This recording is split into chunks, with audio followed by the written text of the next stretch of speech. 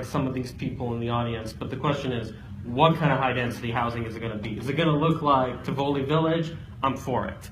What kind of transit is it going to be? So is it going to compete against the car? And also, there's a lot of things that has been not talked about on the presentation that I thought was very important, such as there's going to be new development in West Henderson. So you're talking about walkable mixed-use building. Can the new development in West Henderson, south of St. Rose, can that be walkable mixed use? So can there be like a building that looks like you find in Lake Las Vegas next to a single family home, so I can walk across the street, buy a loaf of bread, instead of the typical status quo? Because if you're having a fast food diet and a vegan diet, it's just not going to work together. You want it all to click in together. And then there are some other issues that have not been talked about. Immigration has not been talked about in Southern Nevada strong. Now, I don't know if this is relevant, but our main source of population growth in this valley and in this country is immigration. So I think it's in-migration, not immigration. In-migration, folks coming in from, a large percentage of our population is actually coming in from California and, right. and other states. So it's in-migration versus immigration. Right. So Thank you for your concerns. And truly, we're looking at quality of life as we plan for the future, how we retain the public's experience and how you all have a good experience in our community. And some of what we're looking at in the West Henderson area, we'll look at that multi-family mixed-use housing, much like the community of Playa Vista. And I encourage you all to go and check the website for the community of Playa Vista in California, because it's a vibrant, it's kind of a lot like the Lake Las Vegas experience, a vibrant area with, if you go into the downtown with the retail, I'm not suggesting that it's what's happening today, but it's what it was built to be, right? well, hopefully we can make them jealous when they come here. That's what I want to see. Thank you.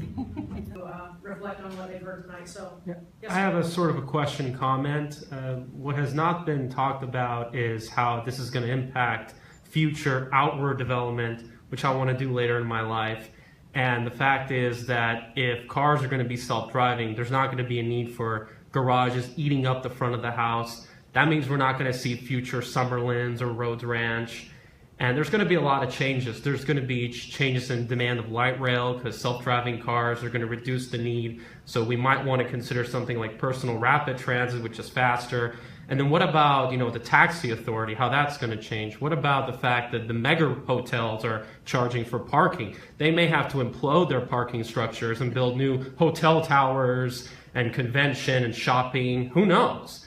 So there's going to be a lot of impacts. And I'm really excited to see massive redevelopment all over Clark County and even outward as well.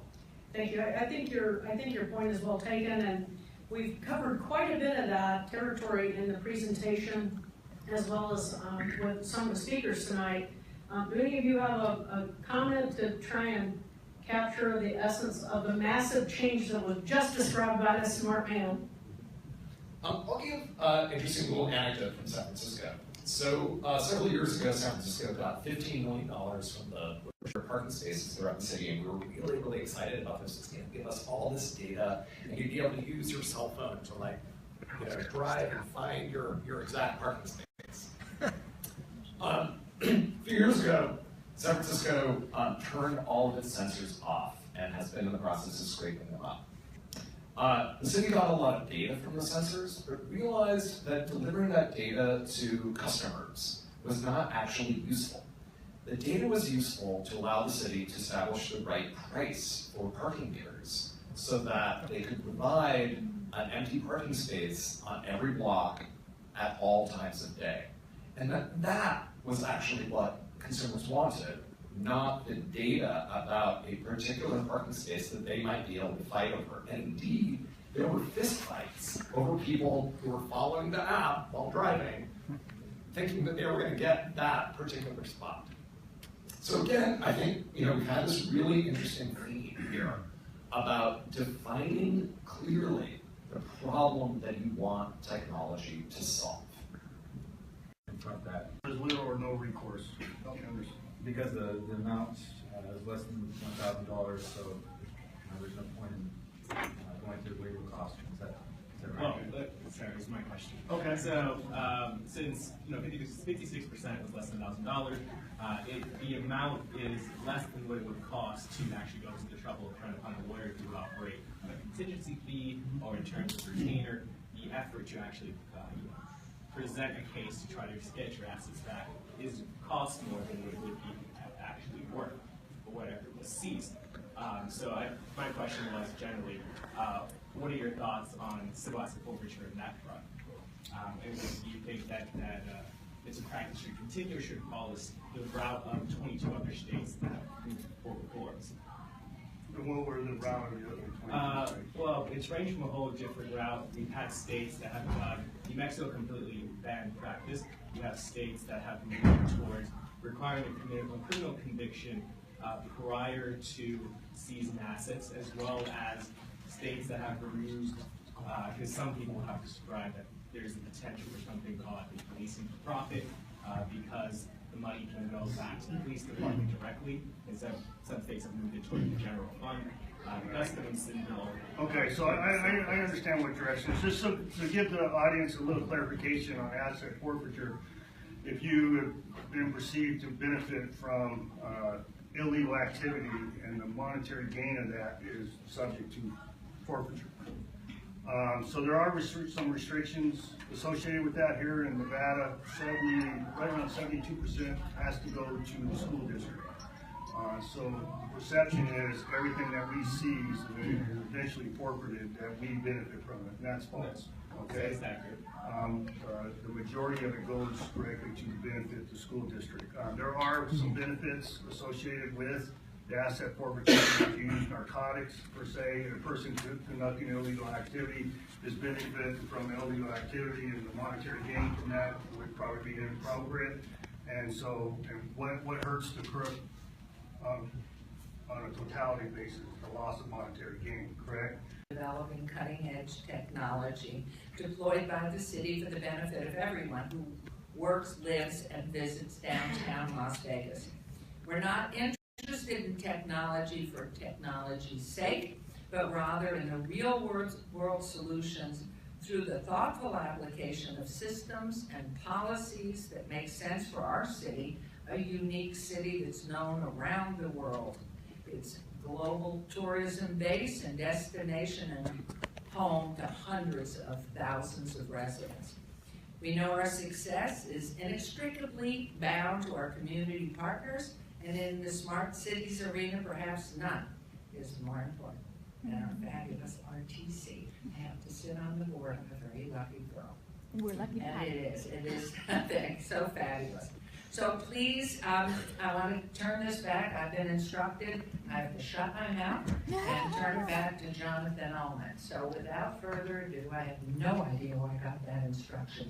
But it said, Goodman, sit down.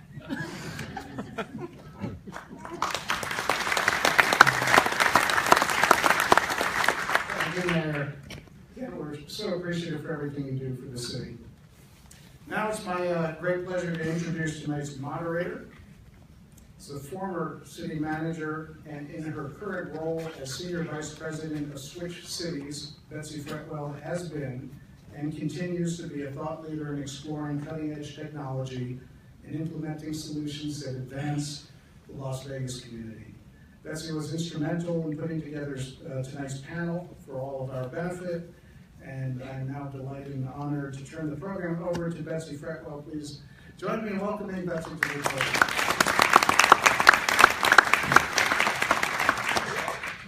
Well, good evening, everyone.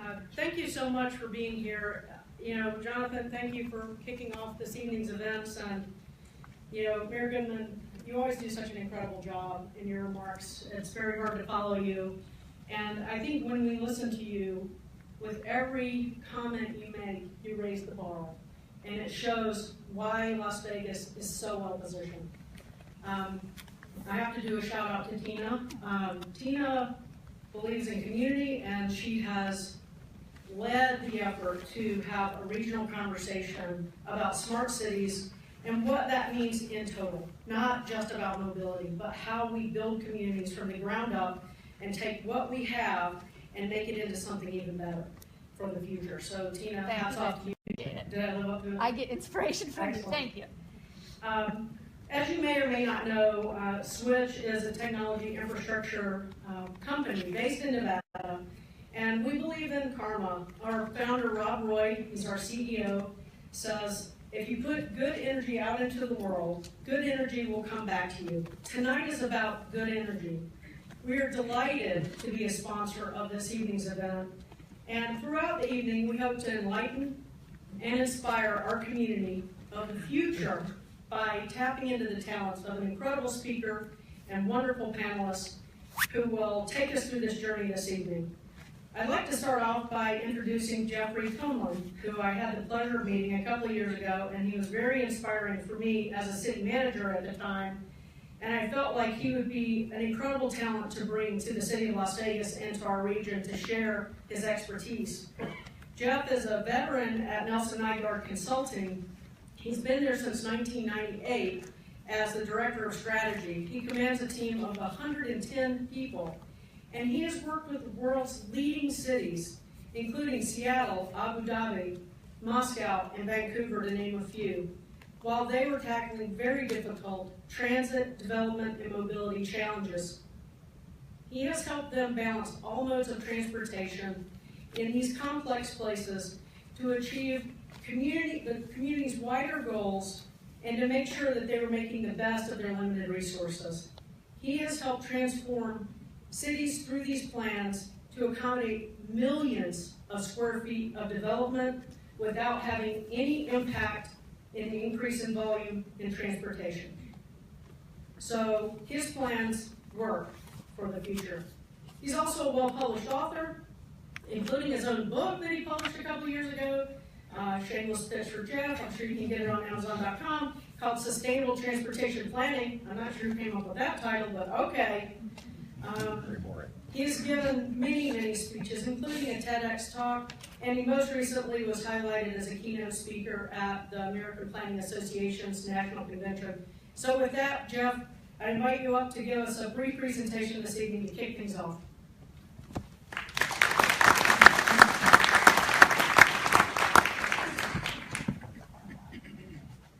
Before I praise Las Vegas, I have one complaint.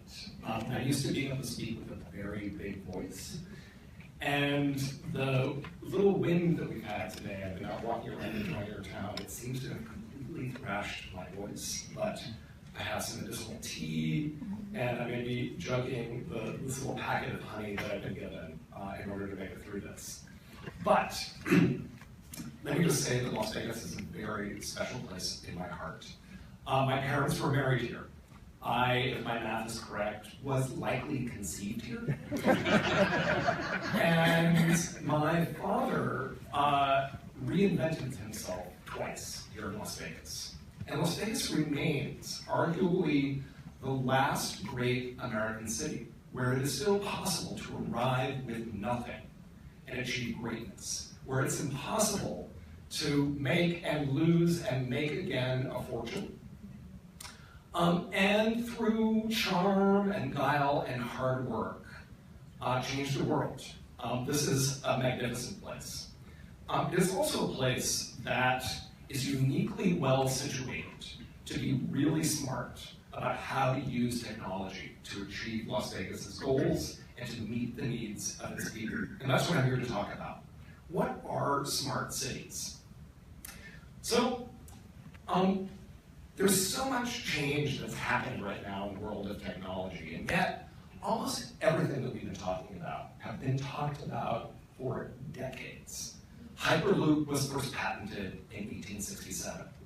And almost everything that we're talking about now in terms of autonomous vehicles has been in detail since the 1950s. And really actually going back before then to the 1933, 39, and 1964 World's Fairs, and specifically the Futurama exhibit that was sponsored by the General Motors Corporation, that in the heart of the Great Depression reimagined American cities with a chicken in every pot, a General Motors car in every garage, and limitless mobility.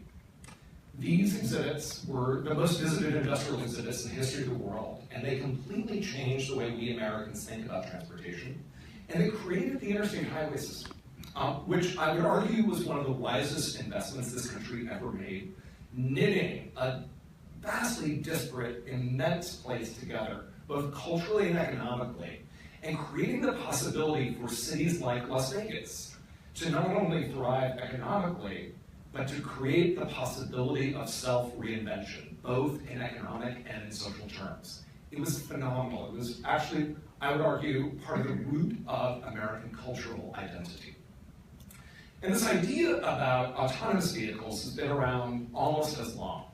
And not much has changed in our current imagination around autonomous vehicles, except for a couple of details, like the fact that the interior design is now by the folks at Apple Computer, and the occupants of the car are no longer a family with children playing board games, but rather a sort of multi-ethnic couple playing video games instead of paying attention to the road in front of them.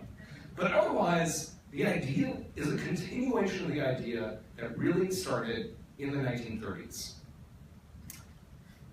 And is building upon a theme that has run through our culture since at least the 1960s, which is our vision of the city of the future, something that is still driven by a 1964 Hanna-Barbera cartoon called The Jetsons. And it's no wonder that these visions from the 33 World's Fair or from cartoons, these visions of limitless congestion-free mobility, something that we're promised in every single automobile commercial, it's no wonder we are so frustrated when we're stuck with the reality of being out on a highway at rush hour or on any urban street in almost any city in America.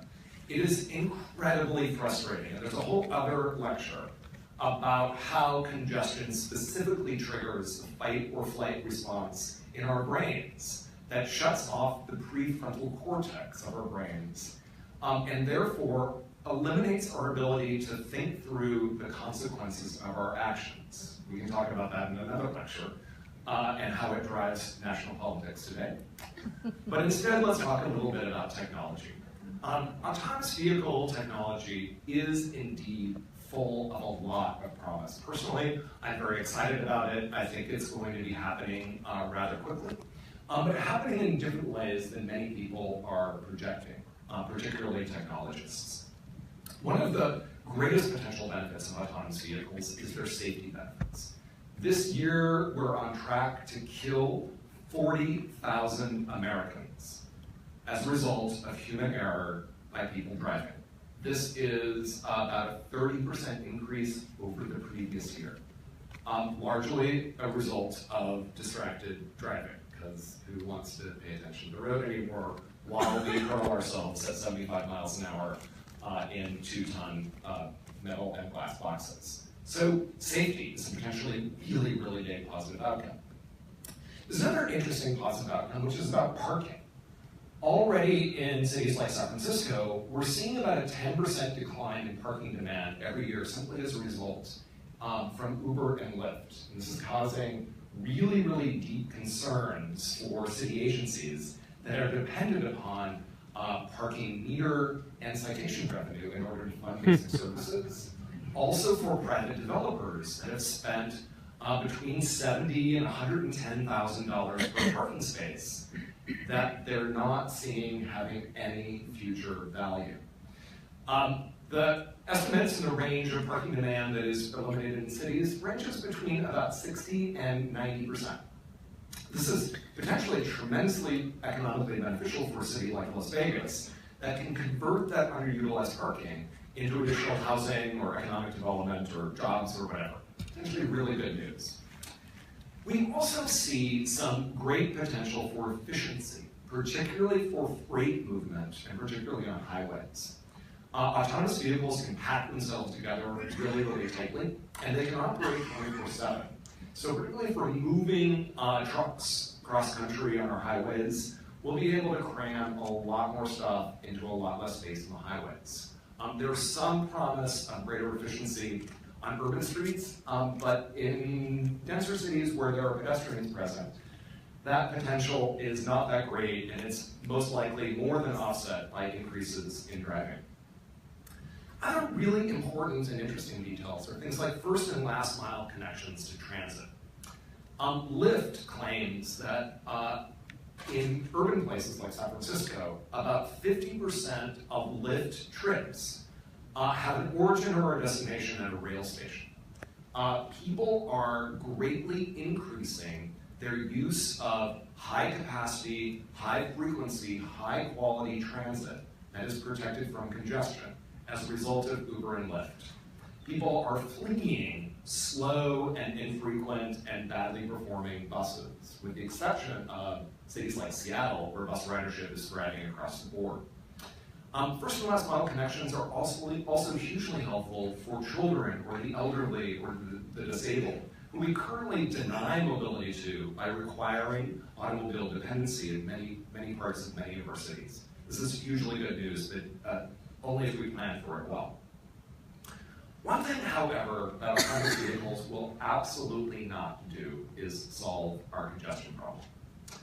And this is a result simply of what we call induced demand. So none of us likes sitting in traffic congestion. It makes us very sad, and it makes us complain to city government to widen the highway. So we complain, and then we vote to raise our taxes, and we widen the roadway. And lo and behold, driving is faster, and that makes us happy. The trouble with faster driving is we never use technology or infrastructure investments that save us time. We never use technology or infrastructure investments that improve speed. We don't use those investments to save time. Rather, we use those investments to consume more space, to grossly misphrase what Emily Badger once wrote in the New York Times. So in other words, if driving is faster, we decide to make more driving trips. Or more importantly, we decide, hey honey, why don't we move to the bigger, cheaper house farther away because they just widened the highway. So faster driving means more people drive. Oops. Which means that we result in the same congestion problem that we started with, and this cycle continues. City of Los Angeles recently spent $1.6 billion, with a B, dollars to widen Interstate 405 through Sepulveda Pass, only to have the widened highway open more congested than the previous highway was, let alone the massive delay they created through construction of the project. City of Los Angeles spent $1.6 billion to worsen driving conditions for everyone, because that potential for reduced demand, given high housing prices in the urban part of Los Angeles County and the much lower housing costs further away, all of that capacity was eaten up within 1 month of the project being opened. Thank God I live here. There's other problems with autonomous vehicles that have to do with the basic geometry of urban streets. It takes up 10 times as much space to move a person in a car versus moving them on foot or on a bike or in a bus, right? So I'm not a better person when I ride the bus. I just take up a lot less space. And to the extent that people flee buses in order to choose the convenience of door-to-door autonomous mobility, the result is a transportation system that is less geometrically efficient. In other words, a transportation system that can move fewer people. Transportation systems that maximize the efficiency of my individual trip worsen the efficiency of the overall network. And this is just because of the simple space limitations in a city where we're no longer demolishing residential neighborhoods in order to continually widen roads. So long as autonomous vehicles are not favoring the higher capacity, more space-efficient modes of transportation, we're going to move fewer people in our city streets, even as we try to accommodate more growth in our cities. And this is actually the problem that we're most concerned about. There's also other implications, like the public health implications of door-to-door ubiquitous mobility that allow us to design walking out of our daily lives. The film WALL-E, I think, very accurately describes the public health outcomes of having exercise be something that you take your autonomous vehicle to the gym to walk on a treadmill. Definitely an outcome we do not want to see. So what do we do? Well, the first premise of smart cities is recognizing that cities' most valuable asset, besides its people, is the fact that cities own all of the public right-of-way. Streets are public property. And the reason why autonomous vehicles will soon be a dominant technology throughout the United States is because they can take advantage of all of that existing infrastructure that's been built. They don't require new tunnel boring machines running everywhere or new elevated rights-of-way or anything, right? They can operate on that existing right-of-way that is publicly owned. Cities, counties, state governments, regional governments have a responsibility to make sure that that publicly owned right-of-way is managed for the public good rather than for private profit. As we switch to autonomous vehicles, particularly in a city like Las Vegas, where the bulk of those vehicles will not be owned by individuals, but will be owned by fleet service providers, where you call up whatever vehicle it is that you want for the trip at hand. There's an awful lot of money that private corporations can make off of mismanaged public rights-of-way that do not serve the public good. And so this is the starting point. Cities need to recognize that they need to manage that right-of-way for the public good. Cities also need to recognize that congestion is not a problem that can be solved with infrastructure or technology, because congestion is an economic problem, not a technology problem.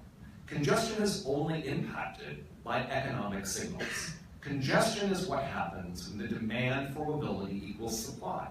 Traffic there used to be, and so After the freeway was put in, there took a lot of over-highway traffic out. correct. And so at one time, and you can see some of it right now. I know, for example, there's it's now a landscape business, but you can tell that it used to be a gas station because they still have the gas station canopies. But it's now being used as a landscape business, a nursery. And then you can see that there are other former gas stations that aren't really in existence. And EPA has a program to go back in and take a look at whether or not there's still underground tanks that aren't being used. And so to make sure that nothing is leaking from those tanks, to make sure that we don't have any seepage of old oil or gas into the water table and things like that. So Boulder Highway was the location that we selected, and we were successful in getting that grant. So they're going to go through and do an assessment of properties along Boulder Highway if they had auto-oriented uses. So it's not taking away anything, it's just, you can already, if you drive down there right now, I can think of at least 3 businesses that look like they were former gas stations that have now been converted to other things. And so it really does help the property owner take a look, and because the remediations would have to happen at some point in time, they have to be pulled up to make sure that they're environmentally sound. So this is a way to reinvest in that area and set the table for more development in the future that clean those up. And I should point out that many people may not realize that the Boulder Highway is one of the worst cities in the state of Nevada, or Boulder Highway, worst roadways in the state of Nevada for highway deaths, road deaths. And it's because it's so wide, so it takes people a long way to run across. They don't want to walk down 2 blocks to an intersection to cross, and then it's not well lit at night. So, in fact, I think it wasn't that long ago that a Metro police officer came around the corner and hit someone, and unfortunately that person didn't survive. So we are working with the state. The state Nevada Department of Transportation is actually studying the Boulder Highway to look at how they can create some traffic calming, maybe narrow some of these lanes down, because I think right now there's like 6, I don't know how many, about 6 lanes on each side. It's not necessary to have that many lanes of traffic, right? 3. But with the traffic that's on it, it's not necessary to have, that wide of a road, because you do have the I-15, 215, 515, and now it'll be the I-11 going forward. So there's plenty of option for folks. So we're looking at ways with the Department of Transportation. They're studying it with an engineering firm. And this will be reasoned by science. It'll be traffic engineers who are studying this to determine what the traffic flows are and how we can make it a safer environment for folks who are traveling down that roadway. And they're even looking at crossing areas, I think, where, in fact, Rob, maybe you want to speak to that a little bit about the road plan. Again, Robert Hurd with Public Works, Parks and Recreation.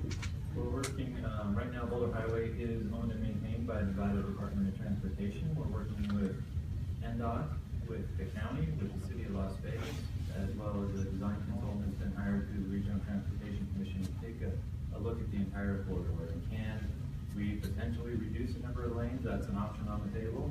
But we're also looking at, if we do that, what are the impacts? So they're looking at the entire corridor, they're looking at the transit, the trails for walking, for pedestrians, for bicycles, for all those things, and what could Boulder Highway look like in the future, and not so much the old state highway that is with the buildings set far, far back. In some areas, there's 400 feet of right-of-way on Boulder Highway, and so it's just not conducive to having people be able to move across that big corridor.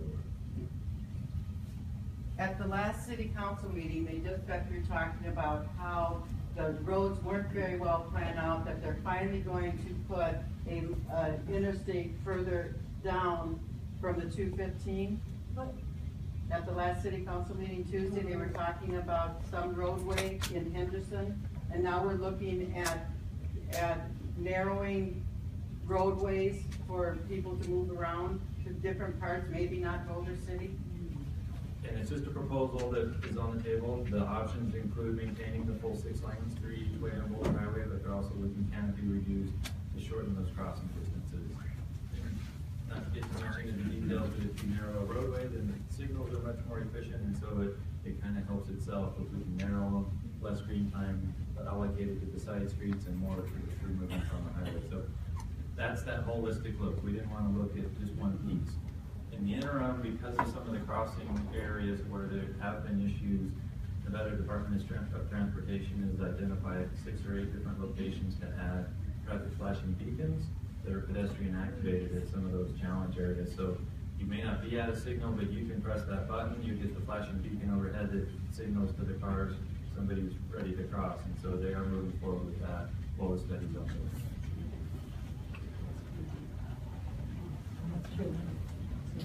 Hi there, my name is Jack Hale. I'm not quite sure how to ask this question, but I think a lot of people have probably noticed the tremendous number of apartment buildings going up along 215, primarily at the Stephanie exit and at the Gibson exit and everything in between. And I mean, I've actually talked to some people that work at Stephanie now. They don't even want to get off or on at that exit anymore, just because it's just so congested. So they ended up getting off at Valverde, which is the main street that we have that's strictly a single family area. So we're getting a lot of spillover from that traffic onto Valverde as a result of that.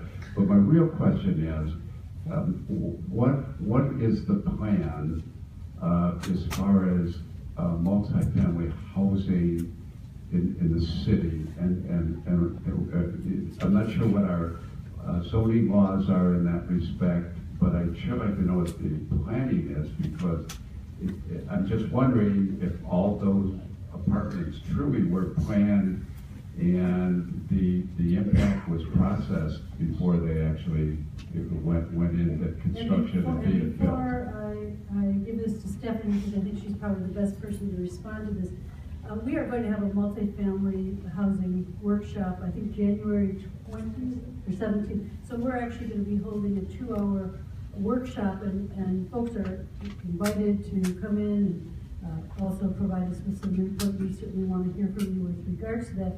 What I can tell you is that as municipalities go, Henderson has probably the least multifamily housing of any municipality in Southern Nevada.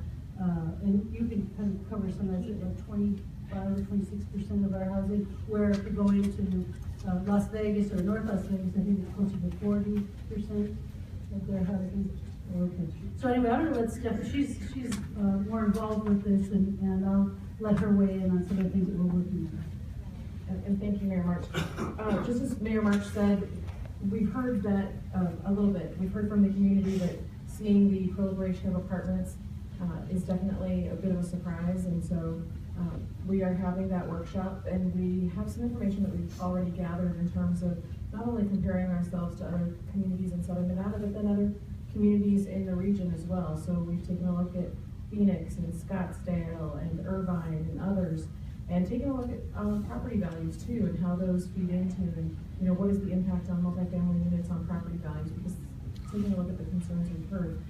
So we are going to be having a workshop to discuss this further in January, and we're taking a look at, location criteria, or the amount of concentrated apartments. One of the things that is a little bit of a challenge is before the economic downturn, the area that you're talking about near Cornerstone Lake was zoned for something that was far more dense. And so what you see that's actually been built is a lot less dense than what was already approved. So there were high rises approved all around there, and there were mixed use. So the impacts would have been at least 2 to 3 times fold. So from a land use and zoning perspective, when the developer or when the property owner came in to ask for the multifamily that you see that's been built today, that really looks like it was a reduction in what was previously approved. So it's hard to take a look at, they had entitlements to do something different, and so when they came in with a reduction, the reductions were supported in terms of that. So I'm not sure if we touched on. But the one question I had though, in addition, was, do we in fact have zoning laws that control that kind of density and that kind of construction that has to get approval and has to be part of a master plan and a master's process, if you will? So there is a process for reviewing development applications, and there's 2 different processes. So one, if somebody has their zoning in place, so the developments there would have had to have had some type of multifamily zoning. So if you have multifamily zoning, it would come in, it would get reviewed, it has to meet our development code requirements. So going back to the current planning process, all the departments that are potentially impacted get to weigh in, so that could be public works, utilities, parks and rec, public works, parks and recreation, fires, PD, everyone gets to take a look at what's coming and provide comments. And so there's also the development code that's trued up against and evaluated against. So that's one way if the zoning's in place. If the zoning's not in place and someone has to come in and get a zone change, that's the other way that projects can come in. So in this aspect, zoning had already been in place for probably a decade, if not longer. So land use and zoning were in place, and they already had previous approvals that were of higher density. Good. So it just depends on the parcel of land. But yes, there are zoning rules. I think they're not meeting in January, so open to the public, soliciting public input. We live near a racetrack at Boulder Highway, and so the Kmart is closed, and the Fresh and Easy is closed, and the Food for Less is closed, and nothing has moved in yet. There's no indication that anything will. We think it would be a perfect location for a Trader Joe's or another type of Fresh and Easy. But is there a plan for developing that, all those closed stores? You got 2 Kmart's that are closed. Our Department of Economic Development is working on that. I was just scanning the room to see if anyone was here. They work in partnership with the people who own those properties and to market them. And I know that one of the sites, I believe for Fresh and Easy, they were looking at a potential, redevelopment of that building and reuse of that building. But that is definitely something that happens in partnership with willing property owners to be landlords or to sell their buildings, and then also work with our economic development side. So I don't know any specific plans today. You had mentioned the 3 kids mine becoming part of the redevelopment areas. It's my understanding that there's some remediation required on that property, and that it's owned largely by a single entity. I think there's multiple individuals who are involved in it. Okay, so I'm just curious what the city was doing to help with that initiative. Yeah, so the Three Kids Mine redevelopment area, known as Lakewood Canyon, there is remediation that is required. It is predominantly owned by one landholder. There's also BLM land associated with that. So there's a purchase from BLM to create a large project for the developer to move forward on. Developers working on their finance package, their team of how they're going to move forward. We've seen very, very preliminary plans on that project, but the remediation is part of that effort. The remediation, like Cadence, also had remediation. The remediation was a little more intense, but this remediation really has to do with the mines and the mining pits that are there today, and some of the petroleum that was used to actually do that mining. So they're going to clean that up. and then reuse all that as part of the development. So I think there's about 4,500 acres there.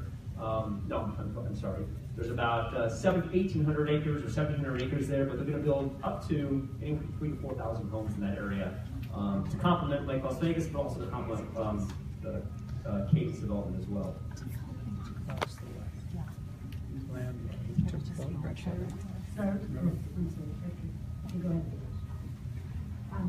Hello, I'm still really concerned about the high density housing versus single family residential. And I think we have enough high density housing already. I don't understand why you're encouraging more population to put more pressure on our schools, on our roads. You know, we live in the desert, you know, where's the water coming from, that sort of thing. I noticed that the Black Mountain Golf Course sale of that land wasn't mentioned, but just the preliminary plans I've seen, you know, on the City of Henderson website show, you know, there's a nice existing residential area there that's nice and quiet. And now I've noticed there's going to be high density housing. Nothing has been approved for the Black Mountain. Those are just, people are talking about things, possibilities, but nothing has been submitted nor approved by the City of Henderson. Well, I'm not sure, you know, what the plans were. I was looking at is on the City of Henderson website, but it showed areas set aside for high density housing. When people think of congestion in terms of cars as opposed to people and human needs, they're missing the point. So my question is, why isn't discussion talking about how smart cities more fundamentally deal with the changes in things like urban agriculture and food logistics, and how autonomous vehicle and smart cities technology impacts our daily living and our activities of daily living? So that's my question to the panel. Thank you. I think indirectly, and I agree with you, I think it is a smart community, but in order to do any of these smart things, we need to have standards, we need to have infrastructure, we need to have the communications infrastructure to take this data back, we need to develop the analytics tools. The policymakers need to be forward-thinking, they need to listen, communicate, define goals, and reach outcomes. So you can inject anything you want. And you know, it's funny, driving over here, I was thinking the same thing. I know it's a transportation discussion, but really it's a much bigger discussion. And anything we do in transportation can translate to other areas as well, and I think that's going to come as well. That's a great point. I would add that I would say that autonomy, when it comes to goods movement, is going to have more profound impacts on society than autonomy for personal traffic. That as soon as goods can't deliver themselves to your house, that actually has the potential to help us solve a lot of food desert and access to quality food problems that many isolated and low-income people face. Particularly that in combination with robotics that can allow for food preparation to happen remotely and to be delivered, you know, hot and fresh to households at a reasonable price, could be a great equalizer for access to quality goods and food, or, depending on how it's regulated, could actually deepen divisions within society. Great question. Thank you very much. Hi, Mike Nozzi. I'm a board member of the Downtown Vegas Alliance and also with TSC Squared Group. Question that I picked up on, Jeffrey, when you said that transportation departments have greater impacts on health and, you know, and other things that are not necessarily what you think of when you think of the transportation department. What transportation departments around the country and around the world have been able to crack that code and really have impacts, or at least measure themselves in relation to things like health or economic development or job accessibility? Yeah, I wish there were better examples. Yeah. Like one. We'll go for it. Well, the city of Seattle they just passed a bond to do some BRT lines in the city, and we are partnering with the University of Chicago to do predictive analytics to see the impact of transit design with the sensitive population and displacement. So we're looking back at previous transportation projects like our light rail, and which was built 10 years ago, and every year how can we better calculate what that did to the economic development and displacement of the people around it. And that that's a very complicated question, but I think it's the right mentality on a more practical sense of where our cities are, and I'd love to hear Jeff's answer after this. The city of Seattle doesn't even really know how it's doing on a network level. It only measures its performance on a project-by-project basis. And this is very common in cities. In the city of Kingston, Missouri, we didn't even know what were on our poles or where our parking spots were. We were going to partner with Waze to see our speed limits. Asset management is really difficult on how you actually overlay that data to see how you're doing, let alone just how you're performing as a transportation department. But certainly, cities are charged by department and by silo. And so I think that this is now the beginning of looking at it from different perspectives. So the city of Oakland passed a bond measure last year that had some language in it that required a equity, resilience, and ability analysis of the city's capital improvement program. So, we had lots of money and, had to do this analysis. So I told staff to, define what other cities had done in this regard and assume we were just copying somebody else's city. But we were surprised at how little had been done, despite the fact that our county health department had a tremendous amount of really, really solid data on health outcomes, in some cases all the way down to the census block group level. So Oakland ended up layering all of that data along with socioeconomic data into a GIS database. And then layering on the entire capital improvement program onto that, so we can see at least where we were spending our money previously, and then propose reallocating that with our new bond measure to focus on specific health outcomes. The Alameda County, California Health Department did a great county-wide health impact assessment with a big focus on transportation, recognizing, excuse me, that asthma, cardiovascular disease, several forms of cancer, and crash injuries and death are largely associated with transportation misinvestment. There was a big wake-up call to our department and what the outcomes are. Other countries do a lot better job at this. The Netherlands, Denmark, New Zealand are better at health impact assessments. We're starting to see health impact assessments actually taken seriously in allocating funding in cities in California, but it's really, they're still sort of separate and done by the health department rather than core to transportation departments and fundamental to how they're allocating resources. Great question, Michael, thank you. I'm sorry, we're kind of running out of time, so I'm sensitive to everybody's timing, so we'll take one more quick question, and then we'll wrap up. I would like to give the panel just a moment each to